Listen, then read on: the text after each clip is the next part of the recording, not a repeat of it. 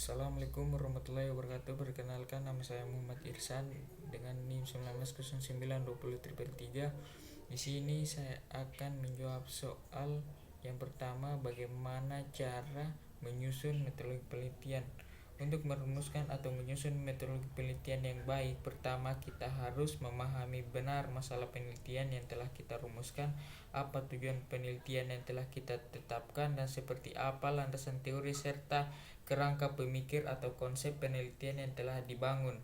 Dengan memahami beberapa aspek yang paling mendasar tersebut, kita lebih mampu memahami jenis data seperti apa yang perlu kita kumpulkan di lapangan, dan data itu nantinya akan kita olah dan analisis dengan cara seperti apa.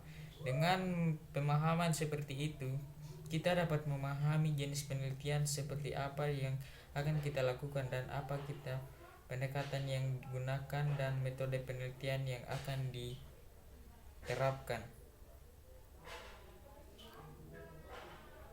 Soal yang kedua, apa saja yang harus dijelaskan pada hasil penelitian dan pembahasan penelitian? Langsung saja, jawaban saya adalah hasil dari suatu penelitian dapat disajikan dalam 3 cara, yaitu penyajian tekstual, tabular, dan grafik. 3 cara penyajian tersebut yang melaporkan hasil penelitiannya.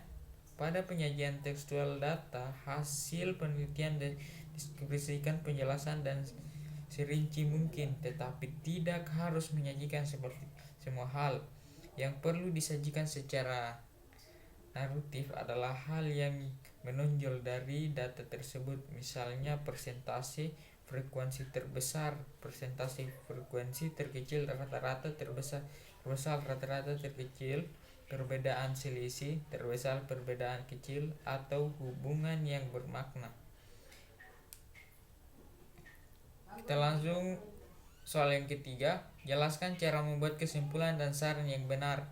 Yang pertama, kesimpulan. Izin dalam kesimpulan yang harus berupa analisis dan kajian pustaka dan juga interpretasi dari teman-teman yang telah diangkat. Bisa berupa implikasi dan bisa juga berupa inferensi. Selanjutnya, isi dalam kesimpulan sebaiknya mengandung saran yang diajukan untuk membaca selanjutnya. Kesimpulan makalah sebaiknya dibuat dengan menjelaskan secara singkat isi dan karya ilmiah yang telah dijelaskan pada sebelumnya. Dan dalam membuat kesimpulan karya tulis ilmiah, hindari penyimpulan materi yang tidak diulas dalam pembahasan. Dan yang berikutnya itu saran. Saran adalah bagaimana akhir dari sebuah pengertian makalah yang akan dibagikan sendiri pada setelah kesimpulan dan langkah. Kita lanjut nomor 4 yang soalnya, apa perbedaan penelitian kuantitatif dan kualitatif? Berikan contohnya penelitian kuantitatif. Penelitian kuantitatif adalah penelitian yang bermaksud untuk mengungkapkan gejala secara holistik dan konstruktual melalui pengumpulan data dari latar alami dan memanfaatkan diri penelitian sebagai instrumen kunci. Penelitian kuantitatif bersifat deskriptif dan cenderung menggunakan analisis pendekatan induktif. Proses dan makna proses subjektif lebih ditonjolkan dalam penelitian kualitatif.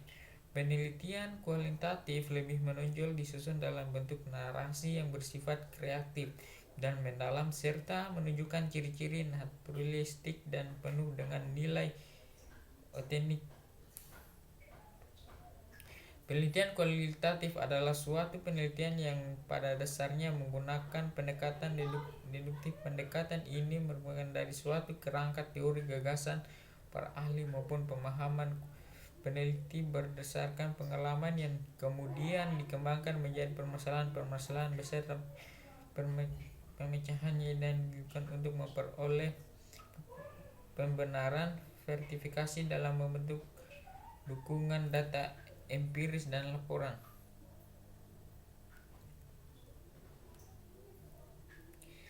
Penelitian kualitatif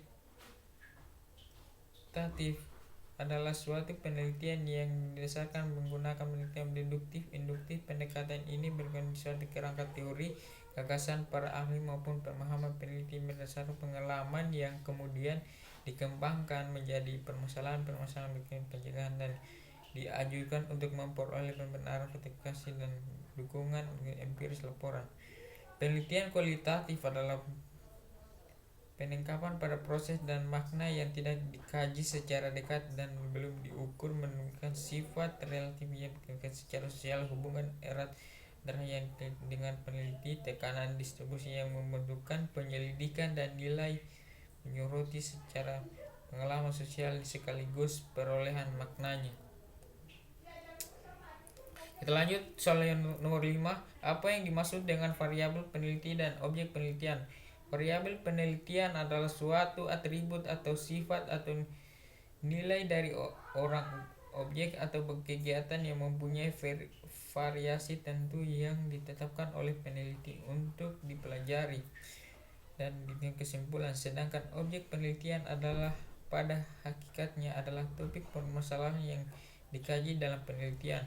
Namun, pengertian objek penelitian sering dikali tertukar dengan subjek penelitian. Hal ini tentu saja membingungkan terutama bagi penelitian pemula sebab definisi antara objek dan subjek riset menghubungkan, namun khususnya dalam riset sosial kandungan tersebut yang sama.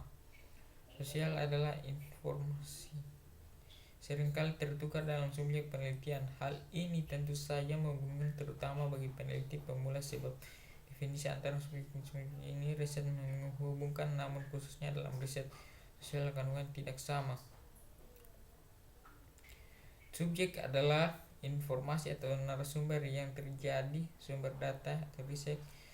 Objek adalah masalah yang diimplementasi dalam penelitian, begitu pengertian singkatnya. Sekian dan terima kasih. Assalamualaikum warahmatullahi wabarakatuh.